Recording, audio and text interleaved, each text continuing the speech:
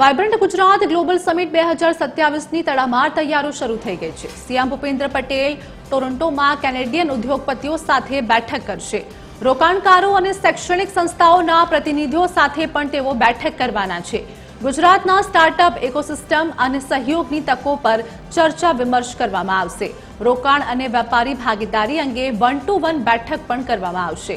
તો આ સાથે જ વાયબ્રન્ટ ગુજરાત ગ્લોબલ સમિટ 2027માં જોડાવા આમંત્રણ આપશે।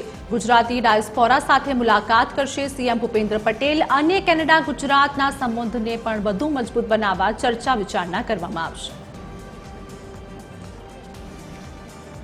आज मुद्दे हमारे साथ एसोसिएट एडिटर सोनल अनडकर जोड़े गया है। सोनल, सीएम भूपेन्द्र पटेलના अनेक कार्यक्रमों टोरंटोમાં કેનેડિયન ઉદ્યોગપતિઓ સાથે તેઓ બેઠક કરવાના છે। શું હાલની વધુ અપડેટ?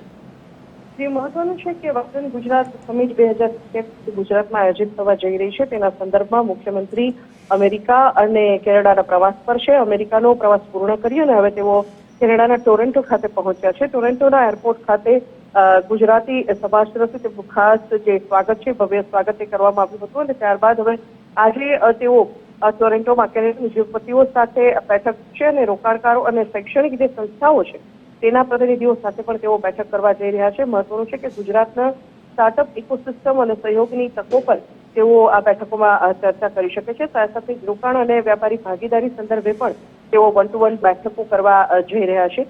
મહત્વનું છે કે ગુજરાતી ડાયસ્પોરા સાથે તેઓ ખાસ મુલાકાત કરશે અને કેનેડા ગુજરાતના સંબંધોને વધુ મજબૂત બનાવવાની દિશામાં ખાસ કરીને વ્યાપારિક સંબંધો અને ઉદ્યોગપતિઓ જે છે કેનેડાના તેમનું જે મૂડી રોકાણ છે તે ગુજરાત સુધી આકર્ષાય તે સંદર્ભમાં તેઓ આ 1-to-1 બેઠકો કરી રહ્યા છે અને 2027 વાયબ્રન્ટ ગુજરાત જે આયોજિત થવા જઈ રહ્યું છે તેના સંદર્ભમાં તેઓ તમામ ઉદ્યોગપતિઓ અને કેનેડિયન સરકારને પણ આમંત્રણ આપશે। જી આભાર સોનલ, અમારી સાથે જોડાવા બદલ, સમગ્ર માહિતી આપવા બદલ।